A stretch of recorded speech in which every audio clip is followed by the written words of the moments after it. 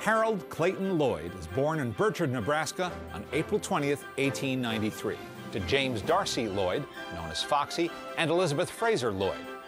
Harold will later describe his early life as being as picturesque as Tom Sawyer's, but in reality, it's more difficult. His father is a ne'er-do-well, a man of big ideas but few accomplishments. Throughout Harold's early years, the family moves frequently from one town to another in Nebraska and Colorado as Foxy tries to make a success of himself. On February 22, 1901, Harold's future wife, Mildred Hillary Davis, is born in Philadelphia, though she spends most of her childhood and adolescence in Tacoma, Washington. Before he is 10 years old, Harold has his first experience on stage when he wins a bit part in a local production of Macbeth. He's immediately hooked. Fortunately, both of his parents are supportive of Harold's theatrical ambitions, especially his mother, who once had aspirations of becoming a concert singer. In 1910, Elizabeth can no longer stand the family's rootless existence and divorces Foxy. Harold remains with his mother after his parents separate. 1 year later, Foxy is struck by a beer truck operated by a drunken driver and is awarded $3,000, a considerable sum in those days. He and Harold decide to use the money to start a new life. They flip a coin to decide their destination, New York or California. The coin toss sends them west, and they settle in San Diego, California. In San Diego, Harold pursues a stage career full-time, joining an acting school run by his friend John Lane Connor, the Connor School of Expression. In 1913, Harold appears in his first film, securing a small part as a servant in The Old Monk's Tale for the Edison Company. At this point, he has no real interest in appearing on screen, still dreaming of becoming a great stage actor, but like so many others, taking the job to earn some extra money. Little does he dream where this will lead.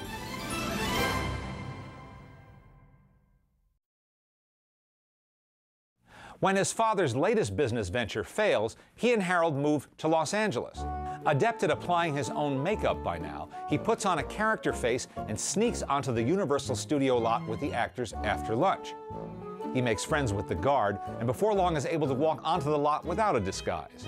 Extras are hired on a daily basis, depending on the needs of various films in production. Only those with ambition and determination make the cut. Harold becomes friendly with another young man seeking employment every morning. His name is Hal Roach, and they appear in several films together, usually as incidental characters in the background. They talk and share their dreams of achieving real success in the movie business. When Roach comes into some money, he starts his own company called Roland Films and hires Harold to be his star in a series of comedy shorts. In those days, it doesn't take much to create a 10-minute comedy, just a few ideas, a camera, a setting, a leading lady, a villain, and a comic. Roach directs the films, and Harold creates his first screen character, a rather forgettable fellow named Willie Work. In 1917, Harold devises another character named Lonesome Luke. Clearly inspired by the enormous success of Charlie Chaplin, Luke has tight-fitting clothes instead of baggy pants, but he's still a tramp, one of many such figures in silent comedy who are pale shadows of the great Chaplin. In 1917, Harold attends a play and gets an idea from watching a meek preacher on stage wearing horn-rimmed glasses. This will be his new persona. No more clownish get-ups like so many other movie comics. Instead of a grotesque, he will be a regular fellow, the boy next door. Hal Roach isn't convinced and urges him to alternate these new experimental comedies with the tried-and-true Lonesome Luke shorts until the new character proves to be a success. Then there's no turning back. The first film to present the so-called glass character is Over the Fence, released in 1917. His leading lady is an adorable teenage girl named Bebe Daniels, who will go on to become a major star in her own right. His little stock company includes Australian-born Harry Snub Pollard, who will also star in his own Hal Roach comedies in the 1920s, and burly Bud Jameson, who plays a Chaplin-esque heavy. In 1919, he loses Bebe Daniels to producer and director Cecil B. DeMille, who offers her a featured role in one of his prestige pictures, Male and Female. Harold chooses a pretty, all-American blonde actress named Mildred Davis as her replacement. Harold's life takes a dramatic turn on August 24, 1919.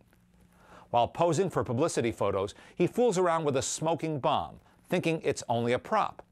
Instead, the bomb actually explodes.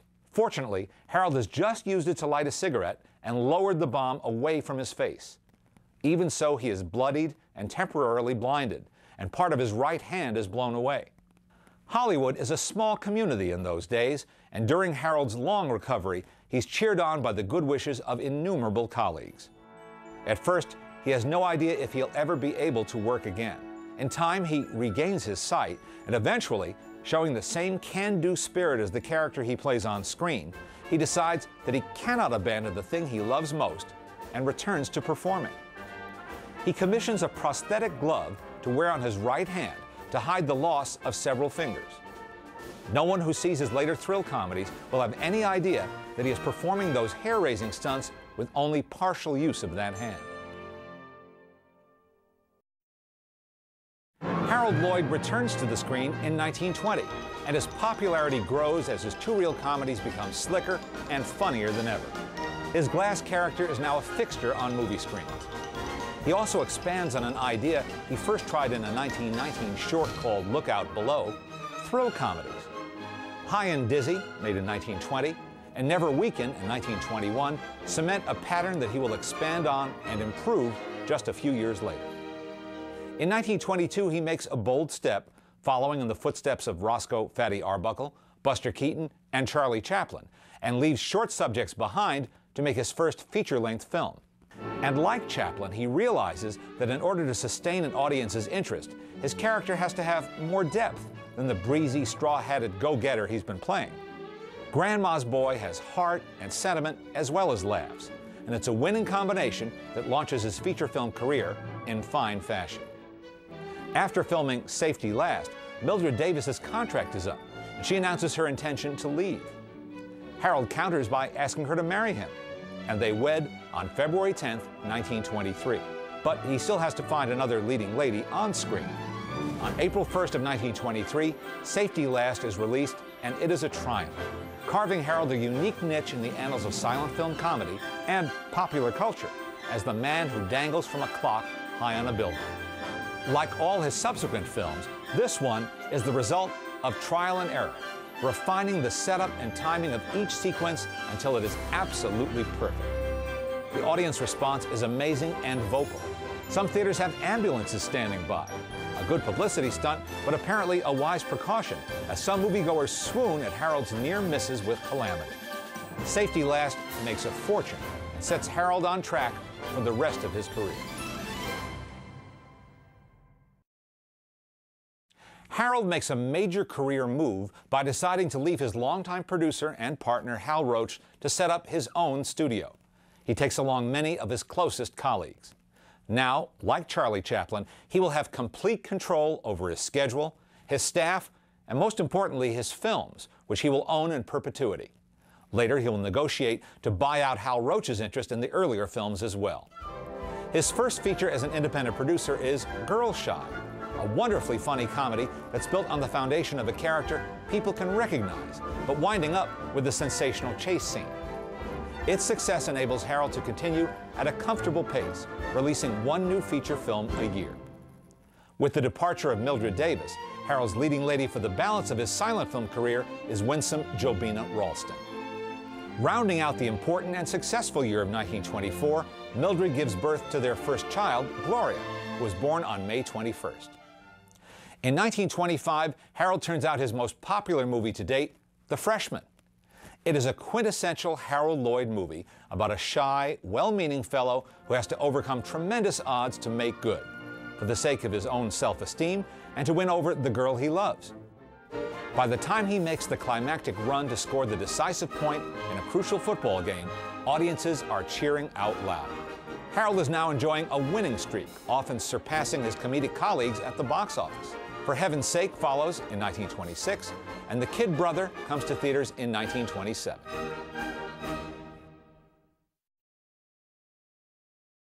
In 1927, Harold Lloyd is among the first wave of stars to leave his handprints in cement at Sid Grauman's world-famous Chinese theater on Hollywood Boulevard.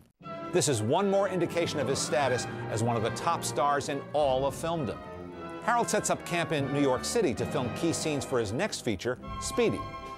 This gives him a unique urban backdrop for yet another hair-raising chase scene, and also allows him to invite one of the city's favorite celebrities, George Herman Babe Ruth, to make a cameo appearance.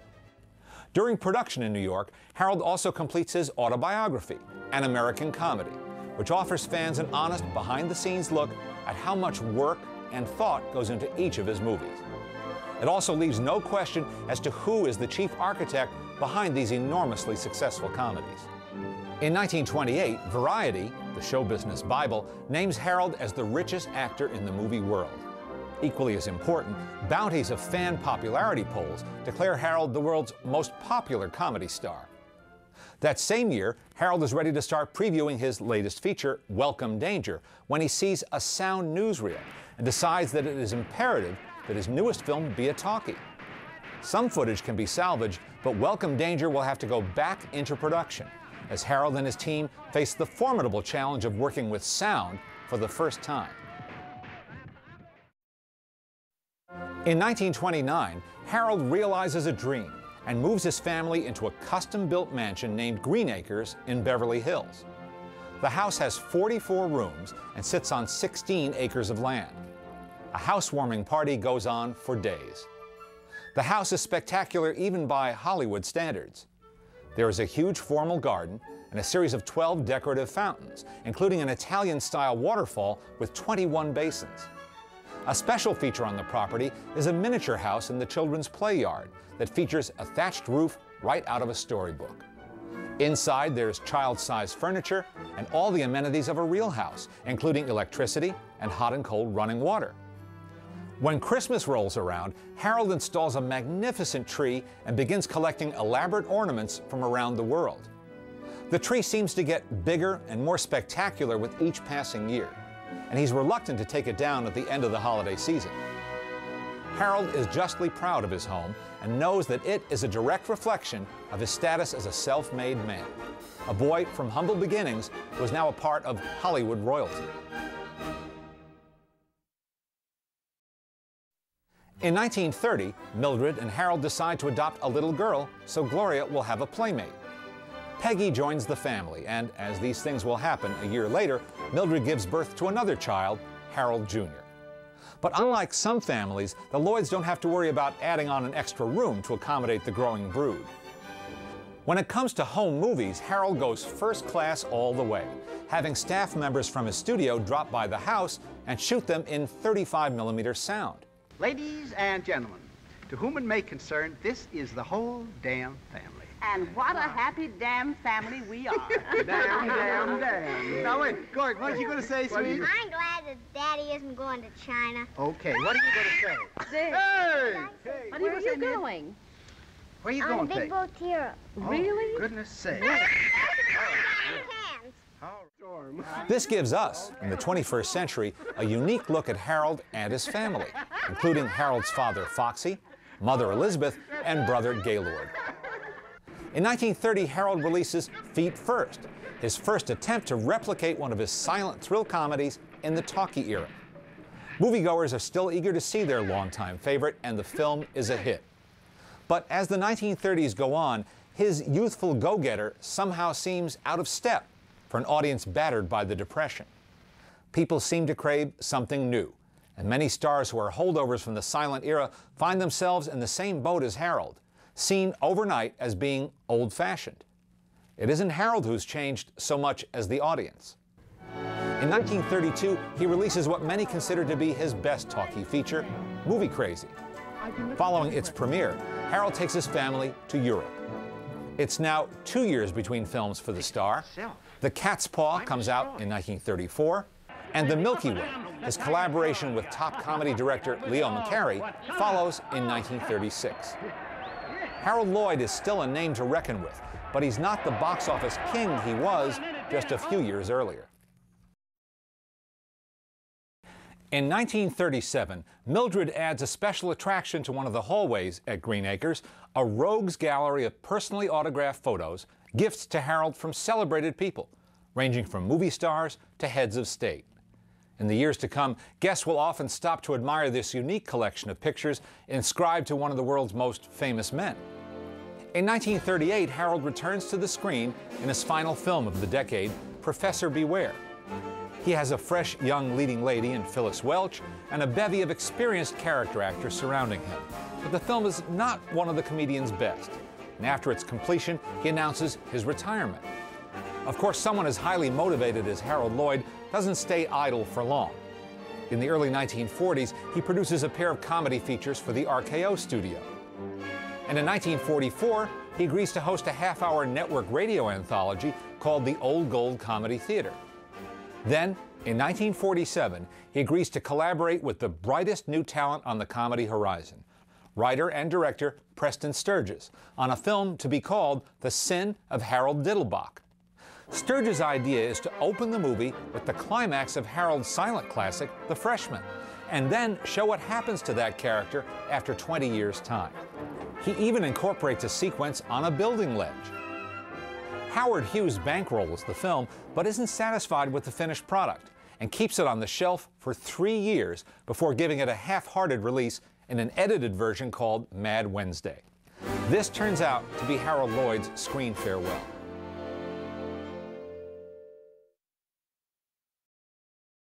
In the late 1940s, Harold discovers 3D photography. And while it becomes a popular hobby throughout Hollywood, he takes it much further than most other amateurs, shooting almost 300,000 stereo slides over the next 20 years. He photographs a number of popular movie stars, including one of Tinseltown's newest, Marilyn Monroe, and a model who will become renowned in years to come, Betty Page. In 1949, Harold Lloyd is elected Imperial Potentate of the famous fraternal and benevolent association known as the Shriners. In 1952, his daughter Gloria gives birth to Suzanne, who spends all of her youth at Green Acres with her grandparents. Suzanne will later assume control of her grandfather's film library and even compile popular books of his 3D photos. In 1953, Harold is accorded a singular honor, a Special Academy Award for his work as a master comedian and good citizen. This occurs on the first night the Oscar show is televised from coast to coast to an audience of millions. Later that same year, Harold decides to re-release The Freshman, and while in New York to promote its opening, appears as a mystery guest on the popular panel show, What's My Line? In 1955, Harold is surprised by producer and host Ralph Edwards on his enormously popular television show, This Is Your Life. For a half hour, Harold is surrounded by friends, colleagues, and family members who recount his amazing life story. The tribute comes as a complete surprise to Harold, who 1 year earlier appeared on shows paying tribute to silent comedy producer Mack Sennett and former leading lady Bebe Daniels. After years of tinkering, Harold finalizes a feature-length compilation called Harold Lloyd's World of Comedy, which debuts at the Cannes Film Festival in 1962. It goes on to appear on theater screens around the world. Since he controls the rights to his library and has never sold his films to television, this is the first opportunity for an entire generation to see the comedian in action. The feature earns rave reviews and creates many new fans. 1 year later, Harold follows this with another compilation called Harold Lloyd's Funny Side of Life. To help promote these films, Harold Lloyd appears on a variety of television programs, including The Steve Allen Show and The Tonight Show. His film clips are greeted with tremendous laughter and approval. During the 1960s, Harold decides that his famous Christmas tree has grown too big to dismantle after the holiday season, so it remains a permanent fixture at Green Acres. In 1969, Harold Lloyd meets the first group of fellows at the newly formed American Film Institute and answers their questions following a screening of his work. His foundation later makes a generous gift to the AFI, and they name the Harold Lloyd Master Seminars in his honor. His foundation also funds the Harold Lloyd Soundstage at USC and scholarships and grants at that film school, as well as UCLA and Loyola Marymount University. In 1971, Harold Lloyd dies at the age of 77.